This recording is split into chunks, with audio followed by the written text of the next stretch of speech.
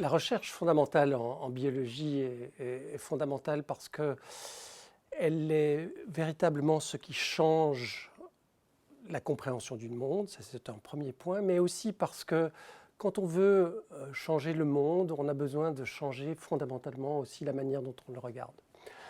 Pour donner un exemple, Jacques Monod, et c'est un plaisir justement de dire ce genre de choses-là, était le premier à s'occuper de régulation génétique et il a postulé l'existence de la molécule ARN messager.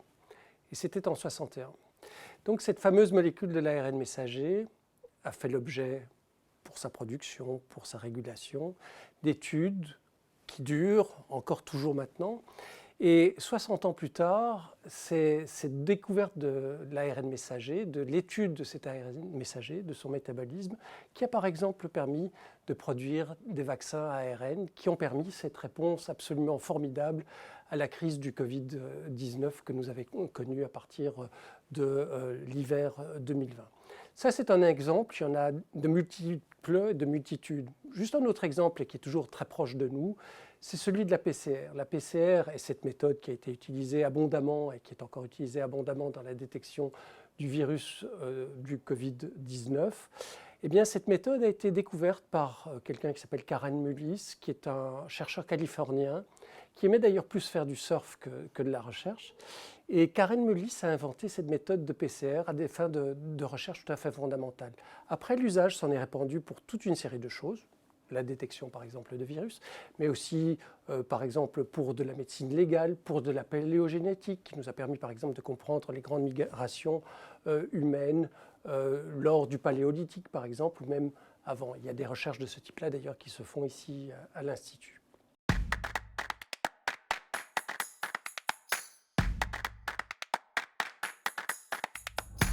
Jacques Monod, la première chose, c'est que ça a été un héros, je dirais, de mon adolescence, de manière tout à fait étonnante.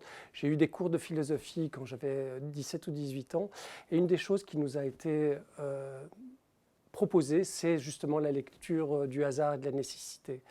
Et ce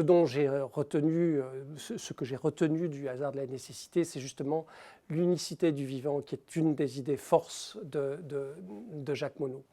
La seconde chose que j'ai retenue et qui a été évoquée ce matin par Laurent Loison, qui est donc historien, qui a fait un retour sur l'œuvre de Jacques Monod, sa pensée, la manière dont elle a évolué dans le temps, c'est cet aspect quantitatif de mesure du vivant qui n'était pas évidente lorsqu'il a commencé sa carrière dans les années fin des années 30, dans les années 40 et dans les années 50.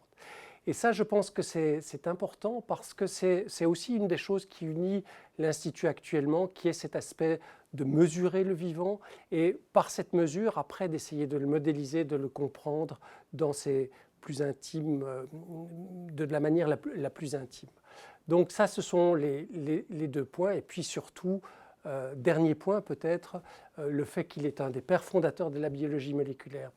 J'évoquais tout à l'heure avec de nouveau Laurent Loison le fait que la biologie moléculaire a été inventée, je dirais, par environ une quarantaine ou une cinquantaine d'individus, parmi lesquels Jacques Monod était vraiment une des premières figures. Et ce qui est intéressant, c'est le parallèle entre la physique quantique et la biologie moléculaire, c'est que d'une part, la biologie moléculaire a été influencée par les physiciens, et en particulier un physicien quantique tout à fait important qui est Schrödinger. Et ces gens qui ont créé cette physique quantique se retrouvaient déjà dans les années 20 aussi autour d'un tout petit groupe de personnes. Et donc les révolutions en sciences se font finalement avec un tout petit nombre d'individus qui arrivent ensuite à essaimer et à complètement changer le paysage de la science.